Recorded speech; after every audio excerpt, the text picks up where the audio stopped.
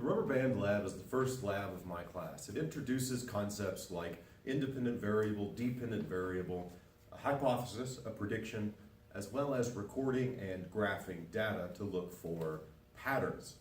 From that data, we will also interpolate and extrapolate information based upon the data that we collect. The rubber band lab essentially measures the distance that two different sized rubber bands stretch when weights are placed on them. You will need a thin rubber band with a paper clip, a thick rubber band with a paper clip. Careful to get rubber bands that are the similar length, so they're both about the same starting length. You'll need a set of 100, 200, and 500 gram weights, or an entire weight set, as well as a meter stick to measure the distance that the rubber bands stretch. Before you begin, we'll talk about the hypothesis, an educated guess. For example, this experiment may have multiple possibilities, one of which is that the thick rubber band will stretch farther than the thin rubber band. On your worksheet, put two other possibilities that could happen in this experiment. Read the instructions carefully, and to begin the experiment, we'll start with just the thin rubber band and then move on to the thick rubber band. When placing weights onto the rubber bands, do not put your face directly above the rubber band in case that it breaks. When we are measuring, we will measure from the paper clip to the top of the weight, just the length of the rubber band. We will use centimeters on a meter stick to measure those distances. To begin, we will start with the thin rubber band, and we will need to measure it with no weight on the rubber band. Gently pull the rubber band so that it is straight and get a measurement for how long it is with no stretching. This rubber band is 7.5 centimeters long with no weight attached. Put that number on your chart for 0. The first value that we will measure is for 100 grams. Place the 100 gram mass on the rubber band. Let it settle, and then measure with your meter stick from the paper clip to the bottom of the rubber band. Our first measurement is 10.5 centimeters.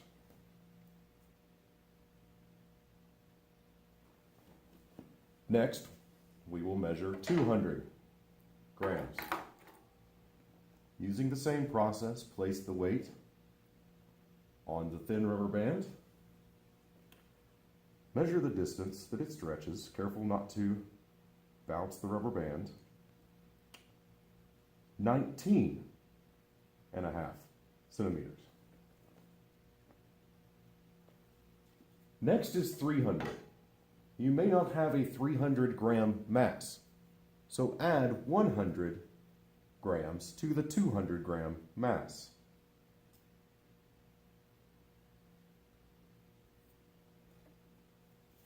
And measure the result. 27.5. You'll notice that our chart skips 400 grams. We will come back to 400 and interpolate that data from our graph. Take the masses off and replace it with the 500 gram mass.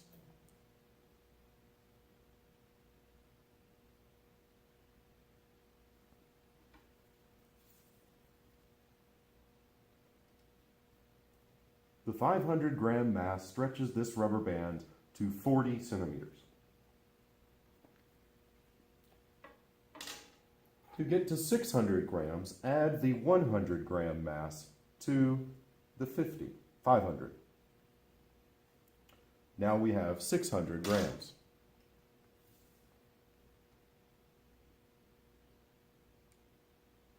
And our distance is 42 centimeters. We will measure 700 next, so remove the 100 gram mass and replace it with the 200 gram mass plus the 500 to get to 700. If your rubber band breaks, stop recording. Do not get a new rubber band. This distance is 45.5 centimeters. Our next measurement will be 800. 500 plus 200 plus 100.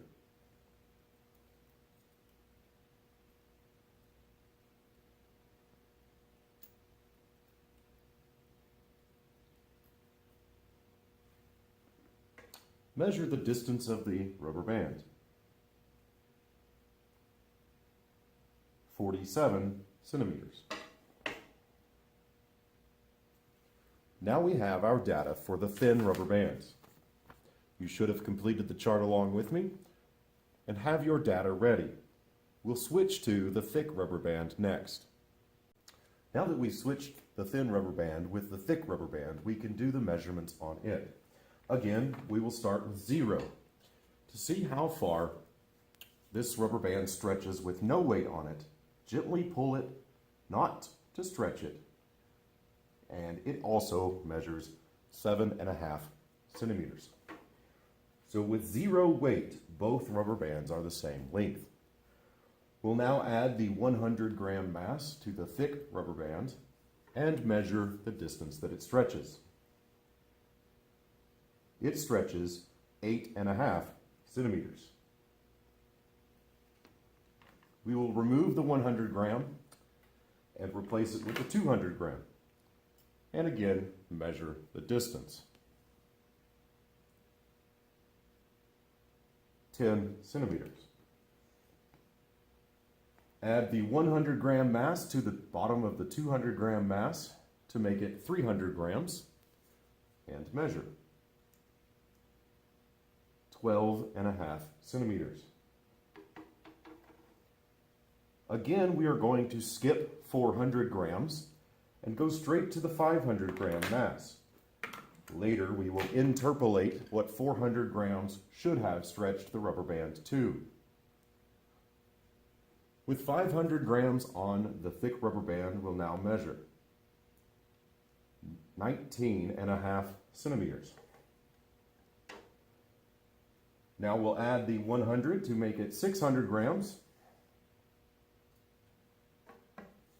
and measure.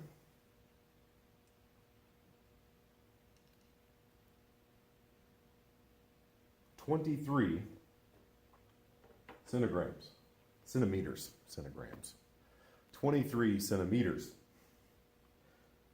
Okay, our next will be 700 grams. So we'll put on the 200 gram weight and then measure.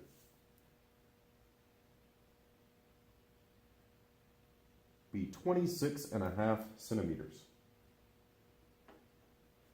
Finally, we're going to do 800 grams. So we will add the 100 gram mass and again measure. 29.5 centimeters.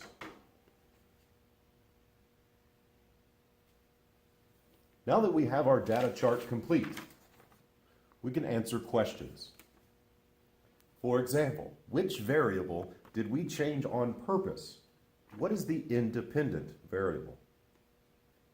Which variable in this experiment is the change we are measuring? The dependent variable. Once we've answered those two questions, we can start to graph our data. Graph your chart with 2 lines, one the thin rubber band and one as the thick rubber band, onto this graph paper.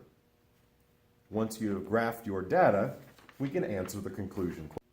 As you begin to plot your data, you'll notice that the graph on the worksheet already has the x-axis labeled in grams, the mass. Each line will be plotted the mass and the length. You'll wind up with 2 lines. This is a double line graph. 1 line for the thin rubber band and 1 line for the thick. You'll need to determine what your y-axis values will be based on the longest length that you measured. Our longest length was 47 centimeters. So we need to make sure that the y-axis can cover at least 47 centimeters. I've made each box worth 5 centimeters and worked up to 50. Our longest was 47, so we should be able to fit all of our data onto this graph. Now I'll make a key off to the side. The blue line will be the thin rubber band, and the orange line will be the thick rubber band. As we graph our data, the thin rubber band's first point is 0, 7.5. Estimate where it would go to the best of your ability to make sure your graph is as accurate as possible. The next would be 10.5 for 100 grams, 19.5 for 200 grams, 27.5 for 300 grams, and so on. We are going to skip 400 because we did not measure 400 grams. 500 grams was 40. 600 grams was 42. 700 grams was 45.5. And 800 grams was 47. Since this is a line graph, we will connect the dots instead of drawing a curve of best fit for now. And you'll see that this is not a linear relationship.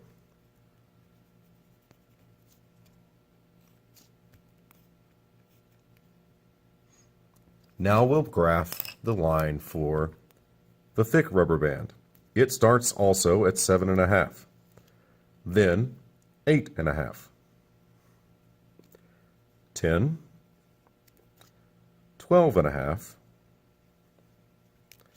skip 400 again, 500 is 19.5, 600 was 23, 700 was 26.5, and 800 was 29.5. Now you can see from the graph that the thick rubber band did not stretch as much as quickly as the thin rubber band. Which hypothesis that we discussed earlier is correct? Did the thin rubber band stretch more, or did the thick rubber band stretch more? Based upon this chart, we can now determine what the value for 400 grams would have been by looking at the graph coming up from 400 and seeing where our line intersected at those points. That is the basis of interpolation, determining the value for a data point that you did not record in between the data you have. You can see which line has the steeper slope and which rubber band stretched the most. Now, think critically about how we use this information to determine the weight of an unknown object. For example, perhaps I want to measure my stapler. See how much my stapler weighs using the rubber band method that we just created. How would I do that?